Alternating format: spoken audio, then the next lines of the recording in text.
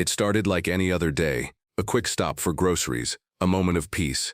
But what happens next will shock you.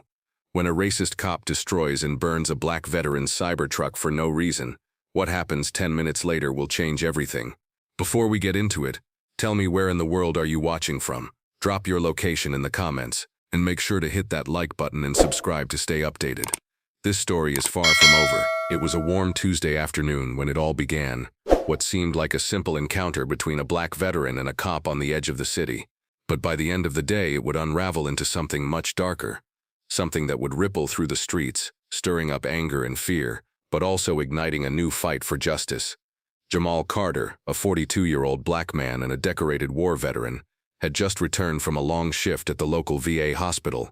He'd spent most of his day treating other veterans who had come back from overseas, but this particular Tuesday felt different. There was a heaviness in the air, a feeling of unease that he couldn't shake. As he cruised down the city streets in his brand-new Cybertruck, the shining metal frame catching the sunlight, he could already feel the eyes of those around him. It wasn't the first time he'd gotten stares driving his new vehicle, and it certainly wouldn't be the last. Jamal had always felt that sense of being looked at differently, especially after returning from the war. He'd spent his time serving his country, giving his all, but there were people who still saw him as nothing more than a threat. A black man in a high-tech, futuristic vehicle didn't sit well with everyone. He pulled into a local convenience store, parking his Cybertruck near the entrance. The sun was beginning to set, painting the sky in shades of orange and pink. Jamal stepped out of his truck and walked toward the store, his boots making a solid thud on the pavement. As he entered, he barely noticed the cruiser parked on the corner of the lot. It wasn't until he returned, loaded up with snacks and drinks, that he saw the flashing red and blue lights in the distance. Officer Brian Jenkins, a white cop with a reputation for being rough around the edges, was standing near the front of the Cybertruck, his hands on his hips. Jamal's heart rate quickened as he approached. "Can I help you, officer?" Jamal asked, his voice steady, but with an edge of caution.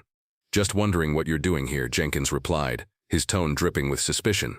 "You know, we don't take too kindly to outsiders cruising through here." Jamal frowned, his mind racing. "Outsiders?" he asked.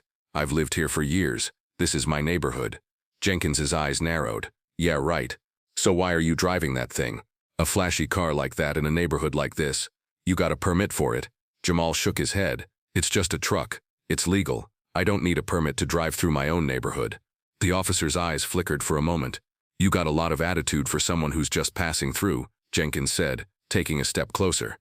"Why don't you show me your ID and registration, huh?" Jamal's calm demeanor started to crack. He wasn't used to being treated like this. "I'm not showing you anything unless I've done something wrong, officer," Jenkins sneered, his face contorting with disgust. "You think you can just talk to me like that? I can make this real easy for you or real hard. Your choice." Jamal's instincts kicked in. He knew that look. He'd seen it before in other cops, racism masked as authority. He was standing in front of an officer who was looking for a reason to escalate things. He could feel the tension rising in the air. His hands clenched at his sides, but he didn't move. He had learned from years of service in the military that staying calm and controlled was the best way to survive. "Look, I just want to go home," Jamal said, trying to defuse the situation. "Can you let me be on my way?" But Officer Jenkins had already made up his mind. "Not until you show me some respect," he snarled, his hand moving to the side, signaling something to his partner, Officer Nick Carter, who had been standing by the patrol car watching. Before Jamal could react, Jenkins grabbed him by the arm, yanking him toward the Cybertruck. "I said, show me your ID," he barked. Jamal yanked his arm back, his heart pounding. "Let go of me," he shouted, his voice rising. But Jenkins wasn't backing down.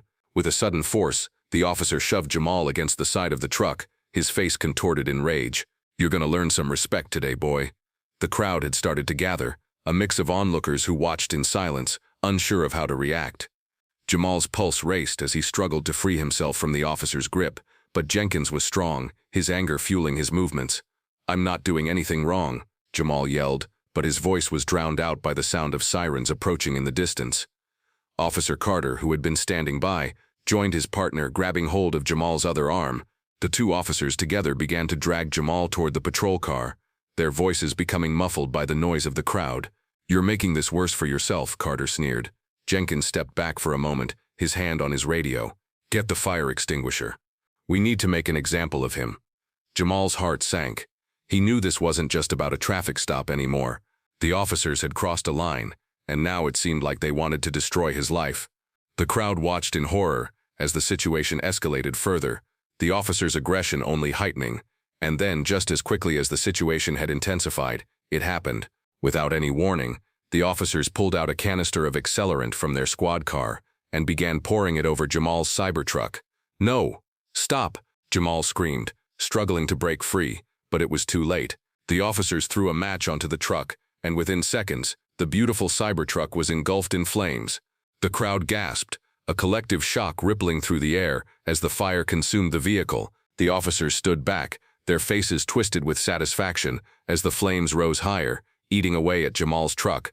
Jamal's chest tightened with anger and helplessness as he watched his pride and joy, a symbol of everything he had fought for, burn before his eyes. But even in that moment, he knew this wasn't over. Not by a long shot. The crackling flames were deafening. Jamal stood frozen, his eyes locked onto the fire consuming his Cybertruck. The bright orange and red flames reflected in his eyes, a terrifying contrast to the calmness that his military training had instilled in him. He had been through war zones, faced down life-threatening situations, but never had he felt so powerless, so completely vulnerable as he did now, standing before these two officers. "Why are you doing this?" Jamal's voice trembled with a mix of rage and disbelief. "This is my property, my life. You've got no right to destroy it." Officer Jenkins smirked, his eyes cold and unfeeling. "You think we care about your little truck, boy? You don't belong here. You're just another person thinking they can roll through and do whatever they want. Not today." He chuckled darkly, his gaze never leaving the burning vehicle. Jamal's fists clenched at his sides. His entire body was shaking, not from fear but from a deep boiling anger that he had never felt before. He had served this country, he had fought for this very land, and now, here he was being humiliated in front of the very people he swore to protect. A few bystanders in the crowd began murmuring, their voices filled with disbelief and unease. They had seen the officers escalate the situation without reason. Some people started to record with their phones, but most stood paralyzed, unsure of what to do. This was no longer just a minor police incident. This was a blatant act of violence, an abuse of power that was impossible to ignore. But Jamal wasn't going to let it slide. He wasn't going to stand idly by and let these officers strip him of his dignity, his sense of security, and his rights. "Not this time.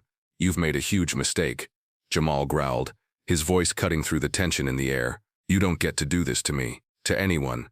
You're going to pay for this." Officer Carter, who had been standing beside Jenkins, stepped forward. His face was unreadable, but there was a flicker of something, hesitation, fear. Maybe he realized that they had crossed a line even he couldn't justify, but his hesitation didn't last long. He quickly masked it with a dismissive gesture. "Shut up," Carter spat, his voice harsh. "You think you can intimidate us with your empty threats? We don't care what you say." But Jamal could see something in Carter's eyes now, a glimpse of doubt creeping in, as if even he couldn't deny that what they were doing was wrong. The fire burned higher, the smoke thickening, but Jamal felt the anger in him igniting a different kind of fire, one that would not die. "I'm done being afraid of people like you," Jamal said, his words now steady and loud enough for the crowd to hear. "You think you have power, but you've got nothing. You're just cowards hiding behind a badge." That was the breaking point. In the distance, the wail of sirens began to echo louder, approaching quickly. Jamal wasn't sure if it was backup for the officers or something else, but he knew they had just made a decision. They had crossed the point of no return. "Get back in the car, Carter," Jenkins said, his voice suddenly colder. "Let's go. He's not worth our time anymore." But Carter hesitated. "What are we doing, man? This is wrong." Jenkins snapped, his voice rising in fury. "You don't tell me what's wrong. Just get in the car." The officers didn't see it, didn't see the change in the crowd, didn't see the shift in Jamal's demeanor, but Jamal did. As they turned their backs to walk away, something inside him snapped. He wasn't going to let this slide, not when he had already lost so much. Jamal's legs moved before his mind could catch up. Without a second thought, he rushed forward, grabbing the nearest fire extinguisher from the nearby convenience store, where the door had been left wide open. The crowd gasped as he raced toward the burning Cybertruck, the intense heat almost unbearable, but he had one goal in mind: stop this madness. He aimed the extinguisher at the flames, the foam shooting out in a white stream, but it wasn't enough. The fire was too fierce, too big. He could feel the seconds slipping away, but he wasn't giving up. He wasn't going to stand by and watch his life burn to the ground. It was his, and he would fight for it. As he fought the flames, his eyes darted to the crowd. People were starting to gather, pushing forward now, their phones raised, capturing the scene. The sirens were louder, now accompanied by the flashing of blue and red lights. Jamal's heart pounded in his chest. "Move, get out of the way." Officer Jenkins barked at the onlookers, his voice frantic as the crowd closed in. But it was too late. The crowd had already made their decision. They were no longer afraid. They had seen the injustice unfold before them, and they were not going to let it be brushed under the rug. Jamal could feel the crowd rallying behind him, their voices now rising in unison. "Justice, justice," they chanted, the sound building to a deafening roar.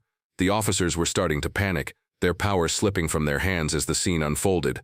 Jamal was no longer alone in his fight. The community had stepped up. The fire wasn't just burning his Cybertruck anymore. It was burning the lies, the corruption, and the fear that had held them all back for so long.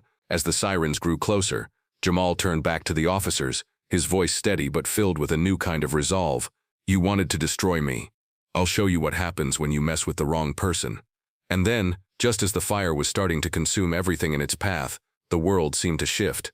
The cavalry had arrived, but this time, it wasn't just the police. The sirens grew louder as Jamal stood over the now dying fire, the white foam from the extinguisher slowly quelling the flames. His heart raced, but he didn't stop. The crowd's chants of justice reverberated through the streets, echoing off the buildings. It was a sound that filled him with purpose, with strength he never knew he had. It was as if the fire had awakened something within him. He wasn't alone anymore. Jenkins and Carter were still standing by the cruiser, their backs turned to the scene, but their nerves were clearly on edge. Jamal could feel their anxiety in the air, even from this distance. They knew they had gone too far, and now there was no escaping the wrath of the people. The crowd was closing in, and the officers were losing control fast. A new police car, marked with a much larger emblem on its door, screeched to a halt just behind the officer's cruiser. The crowd parted, allowing the new arrival to take center stage. The tension was palpable as the new officers exited their vehicle, their uniforms sharp, and their posture commanding. This wasn't just any regular patrol car. This was a special task force unit, the kind that only arrived when things had escalated beyond the control of ordinary officers. The crowd gasped as the officers, with their calm but steely expressions, surveyed the scene. The two new figures didn't move toward the fire or Jamal. They moved straight toward Jenkins and Carter. "What's going on here?" one of the officers, a tall woman with jet black hair, demanded. Her eyes didn't just look at Jenkins and Carter. They cut through them like a sharp knife. Jenkins opened his mouth to respond, but Carter beat him to it, his voice shaking. "There was a situation, a misunderstanding. A misunderstanding," the woman echoed with a raised brow. She was clearly not buying it. "Where's the veteran?" the second officer, a bulky man with a thick beard, asked, his gaze sweeping over the crowd. He wasn't looking for a fight.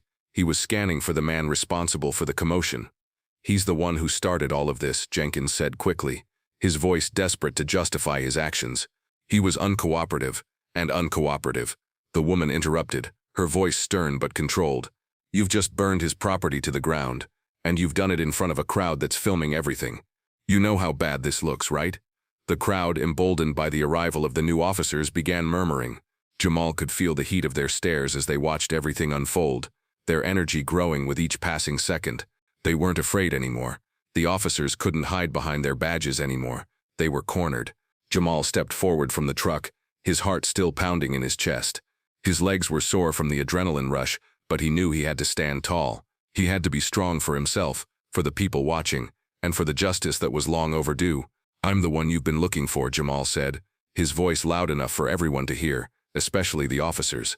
The moment his words left his mouth, the entire crowd went silent, hanging on to every word. The officers looked toward him, their faces unreadable. The tension in the air was thick. The newcomer officer, the woman with the sharp gaze, looked at Jamal with something akin to empathy, but it was tempered with professional detachment. She wasn't here to make friends. She was here to enforce the law. "I'm Jamal Carter," he continued, his voice steady. "And I'm not the one who needs to explain themselves here. It's you two." Jenkins's face twisted into a mix of anger and shame, but the bearded officer didn't let him speak. "You need to step aside. We're taking over this situation." Jenkins opened his mouth to protest, but the woman raised her hand. "No, you're not in charge anymore." Her eyes turned toward the crowd, then back to Jenkins. "You're done here." Jamal stood there, taking it all in. For the first time, he felt like the scales of justice were tipping in his favor. But it wasn't over. Not yet. The fire was still smoldering in the background. the smog of smoke drifting up into the sky. The damage had been done, but the fight was far from over. The woman officer turned to Jamal. "I'm Officer Daniels," she said, her voice low, but she wasn't addressing Jamal like a suspect. She was addressing him like a man who had just been wronged. "We're going to get to the bottom of this." "And what about them?" Jamal asked, nodding toward the two officers who had caused all of this in the first place. "Are they going to get away with it?" Officer Daniels didn't answer right away. Instead, she took a slow, deliberate breath. "No, Mr. Carter, they won't." Jamal's heart skipped a beat. For the first time, he felt something shift within him.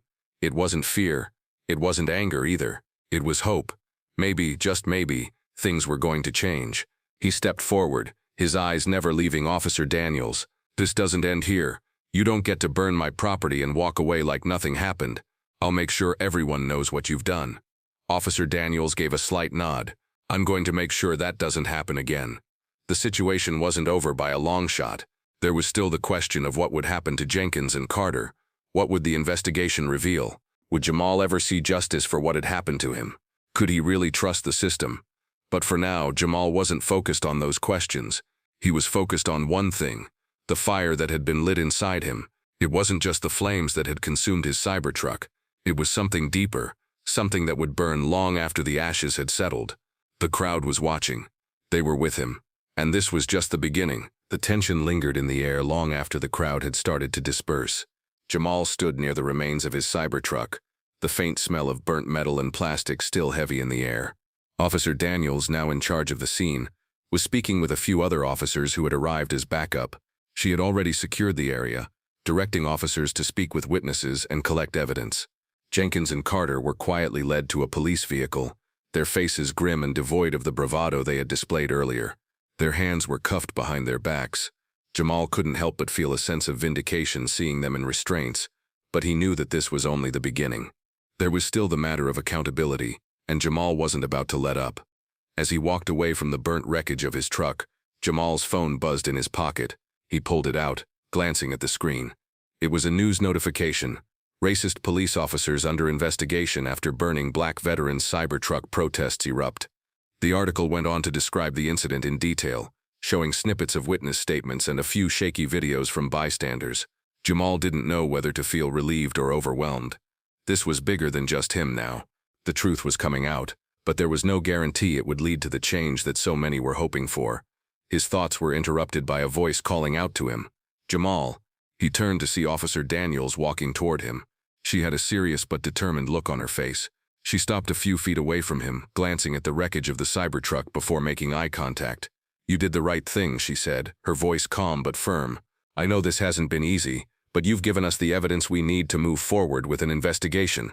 What happened today, what Jenkins and Carter did, was criminal." Jamal nodded, but there was a lingering bitterness in his chest. "You don't know what it feels like to have everything you've worked for just taken from you. They could have killed me, Daniels. And for what? For driving a truck." He shook his head, frustrated by the whole ordeal. "This isn't just about the truck, you know. This is about how people like me are treated, how we're treated every day." Officer Daniels lowered her gaze for a moment, taking in Jamal's words. When she looked back up, there was an understanding in her eyes. "I get it. I really do. And that's why I'm going to make sure this goes to trial. No one gets away with this. We can't let them keep hurting people like you." Jamal's breath caught in his throat. He could feel the weight of her words, but the doubt in his mind was still there, even with the evidence, witness statements, videos, the officers' blatant misconduct. Would the system really hold them accountable, or would they slip through the cracks, just like so many others before them? He turned away from Officer Daniels, looking at the charred remains of his truck. It wasn't just a vehicle to him. It was a symbol of his progress, his hard-earned success after years of service to his country. And now it was reduced to ashes. "I'm not sure what's going to happen," Jamal said softly, his voice carrying a trace of uncertainty. "But I know this isn't over. Not for me and not for anyone else who's been treated this way." Daniels stepped closer. "It won't be over. I promise you that." She paused, her expression softening. "But it's going to take time, Jamal. It's going to take people like you, like the ones in that crowd today, standing up for what's right." Jamal looked at the crowd again, some still gathered nearby, others trickling away. It had been a tense and emotional moment, but something in the air had shifted.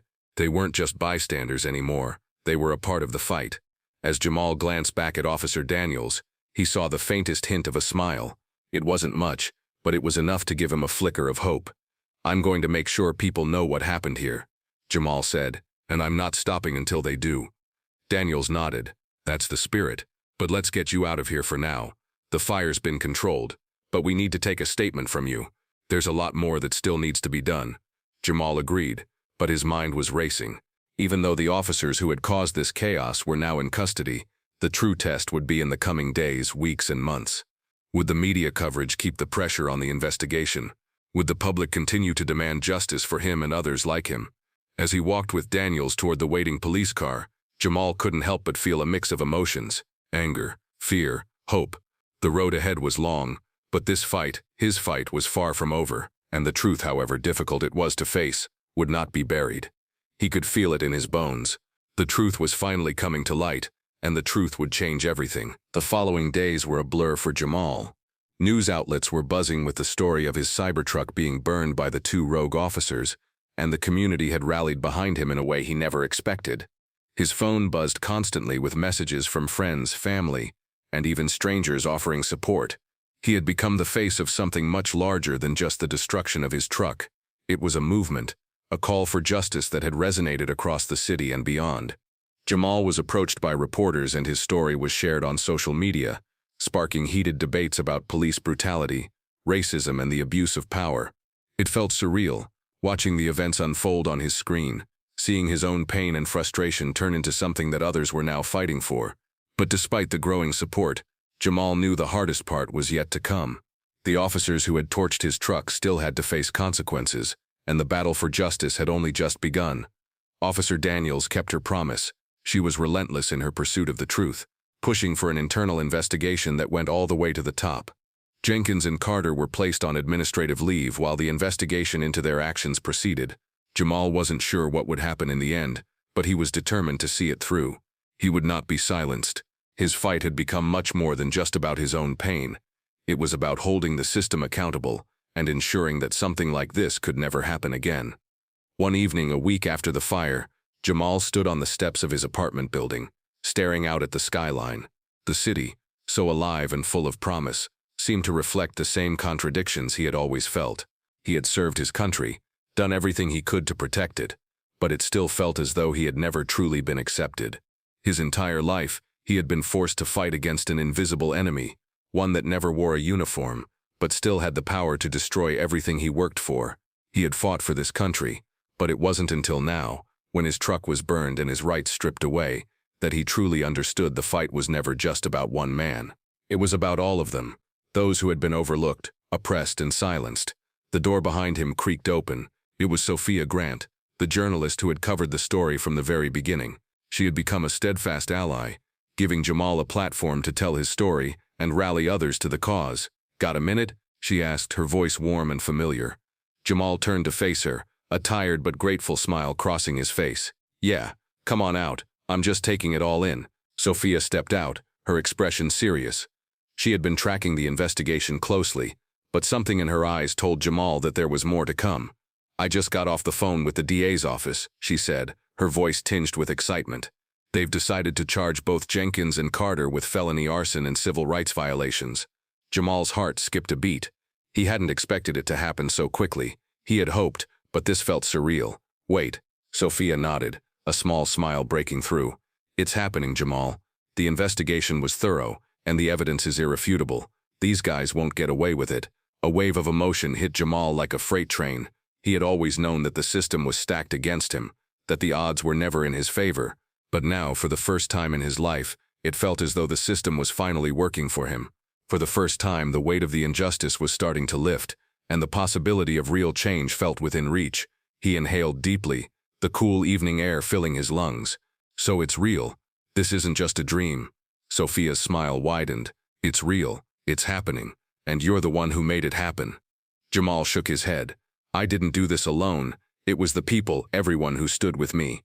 The witnesses, the people who showed up that day, the ones who saw what was happening and said enough. I'm just a small part of something much bigger." Sophia placed a hand on his shoulder. "Don't downplay what you've done, Jamal. You've given people hope. You've shown them that change is possible, and it's because of your courage that this is happening." The weight of her words settled in. Jamal had spent so many years feeling like an outsider, like his voice didn't matter. But now he realized that his voice had the power to change things. His story was no longer just his own. It was a story for anyone who had been wronged, anyone who had been silenced by the system. "Thank you," Jamal said, his voice thick with emotion. "Thank you for helping me find it." The courage to speak up. Sophia smiled again, her eyes shining with sincerity. "You had it in you the whole time." As they stood there, taking in the moment, Jamal felt a renewed sense of purpose. The road ahead was still long, but he knew now that it wasn't just about one person. It was about a community, a movement, a future that could be better than the one they had inherited. The next day, Jenkins and Carter were officially arrested, and the charges were announced publicly. The city erupted in both outrage and relief, but Jamal knew that this was only the beginning. The movement had gained momentum, and the fight for justice was far from over. But for the first time in his life, Jamal felt like he wasn't just fighting for survival. He was fighting for something bigger, a cause that had the potential to change everything. The fire that had started with his Cybertruck wasn't just about a vehicle. It was a spark, a symbol of the anger, frustration, and hope that so many had carried for so long. And now it was turning into something much bigger than any one person, any one event. It was turning into a revolution. Jamal walked down the steps of his apartment building, his head held high, ready to face whatever came next.